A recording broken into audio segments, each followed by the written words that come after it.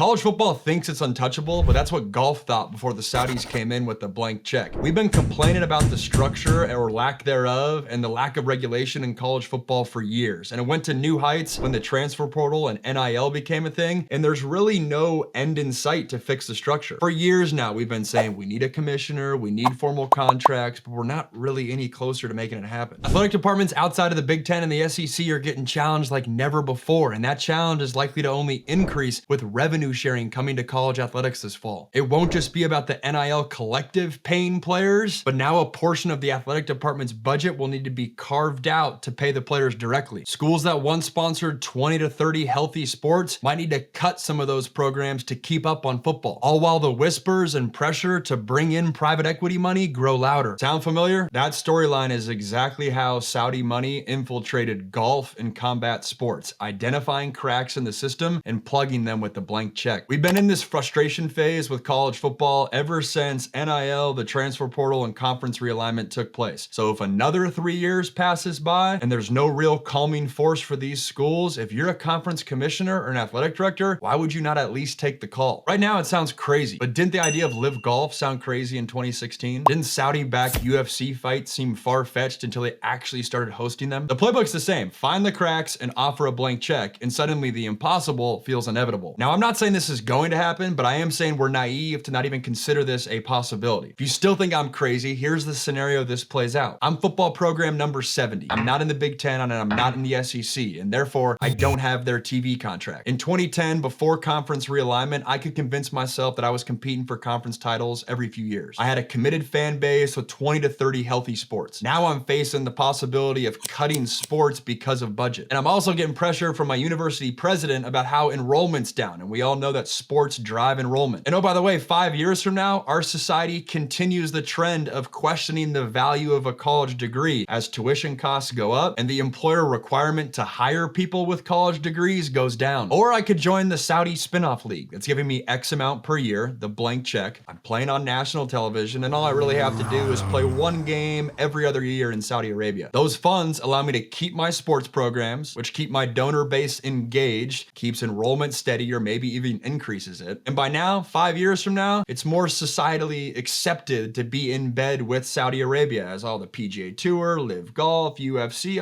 everyone's doing it. I'm not saying that's right, but I'm saying that thought process could happen. So how did the Saudis start in other sports? Why did LIV Golf start? Well, the PGA Tour had long been criticized for low prize money relative to the other major sports, even though golf was super popular. I've never really played the game of golf for monetary reasons. I play for the love of the game, and I want to play against the best in the world. I've always been interested in history and legacy, and right now the PGA Tour has that. LIV Golf offered massive guaranteed contracts, appearance fees, and larger purses. Some viewed the PGA Tour's schedule as grueling as well, with over 25 events a year, and you only got paid if you made the cut. LIV Golf offered guaranteed money, no cuts, and fewer events. I have officially joined LIV Golf. That attracted some of the top players in the world, including Phil Mickelson, Dustin Johnson, John Rahm, Brooks Koepka, and Bryson DeChambeau. In the UFC, in July 2020, Fight Island was established in Abu Dhabi in the United Arab Emirates. It was held during the pandemic to provide a secure environment, a COVID-friendly venue to allow fights to continue. In June 2024, the UFC's inaugural event in Saudi Arabia occurred. Then in September 2024, the Riyadh season was named the title partner for UFC 306. This was held at the Sphere in Las Vegas, and this sponsorship marked the first instance of a UFC event being named after a partner, reflecting the deep ties that Saudi Arabia and the UFC were creating. Why did the UFC partner with the Saudis? Well, for one, they've paid premium fees to host the UFC events. This ensures high revenue guarantees for the promotion. The UFC is able to get exposure into new markets, and the Saudi-backed MMA rival, the PFL, the Professional Fighters League, is emerging as a legit challenger to the UFC. You work with the Saudis, it prevents the PFL from monopolizing the region and keeps the UFC as the major player. This is all sports washing. What's sports washing? It's the practice of using sports to improve a country or organization's public image, often as a way to distract from human rights abuses, political controversies, or other negative aspects of its reputation. And sadly, it's happening all over the world. We've talked about Saudi Arabia and their PIF, Public Investment Fund, heavily invested into LIV Golf like we've talked about, purchased Newcastle United, even invested into soccer further. In Qatar, they hosted the 2022 FIFA World Cup, invested billions into that process, facing criticism over human rights abuses, particularly the treatment of migrant workers. China's heavily invested into global soccer and the Olympics. Russia hosted the 2018 FIFA World Cup and the 2014 Winter Olympics. Both of these were seen as attempts to boost their global perception before facing sanctions following their invasion of Ukraine. The UAE as well. They own Manchester City through City Football Group, and they've used Formula One and other major sports to enhance their reputation. Why does Saudi Arabia even engage in sports washing? Well, big picture, it's a way to diversify their economy away from oil and in their mind establish themselves as a global player in the sports and entertainment world. It allows them to manage their reputation and distract people from the major human rights abuses that are going on. Politically, it enhances their diplomatic relationships and positions themselves as a player on the international stage. It grows the economy and tourism, and it's incredibly popular domestically, which brings about a sense of national pride. So why specifically should college football be concerned? Well, a few reasons. The first is there's a path for Saudi funding to get involved with NIL collectives and then use those funds to poach players in the transfer portal. This is the LIV Golf playbook. And in 2024, a former Colorado Buffaloes staff member reportedly attempted to secure Saudi funding for the school's NIL collective. Remember, NIL collective is different and separate from the athletic department, at least for now. So you can convince yourself, it's some outside entity, and that could lead to bad characters getting involved. Because if I'm Colorado and I'm not in the power too, but I still want to compete with Alabama, Oklahoma, and Texas, and I'm struggling to get funding, that temptation could be real. Two, they could create or sponsor a rival college football league, exactly like they did with LIV. As the frustration grows around college football and the lack of structure, if the Saudis come in with a blank check and say, hey, Oklahoma, Texas, Alabama, here's $500 million, that might be a call you have to take. But I also think, hey, the SEC and the Big Ten schools, they already have healthy TV contracts. They might not need that. All right, so we'll go to the secondary schools. We saw what happened with the Pac-12 the past couple years. What happens if to the bottom half of the Big 12 or the bottom half of the ACC? What happens if PIF called them and said, hey guys, we'll give you $500 million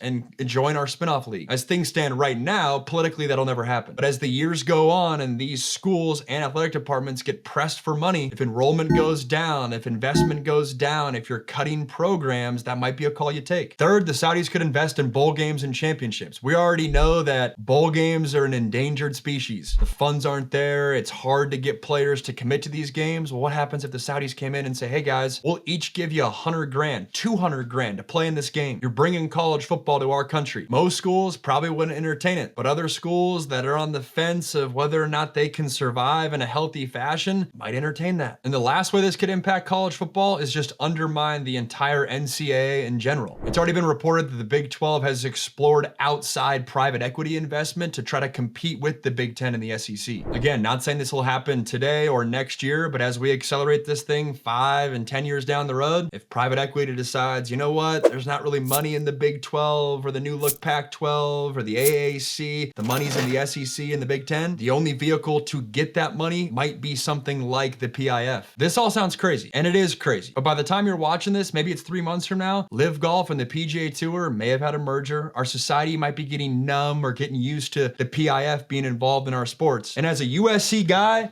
as a West Coast guy, as someone who grew up watching the original Pac-12, I worked for the Pac-12 networks. I remember when people said, that's crazy. There's no way USC, Oregon, UW will ever leave the Pac-12. Well, look what happened. Yeah, I know this topic wasn't fun to talk about, but if you found this video thought-provoking, hit that like button down below. And it would mean a lot if you subscribed as well. I'm coming out with football content every single day. Thanks, guys.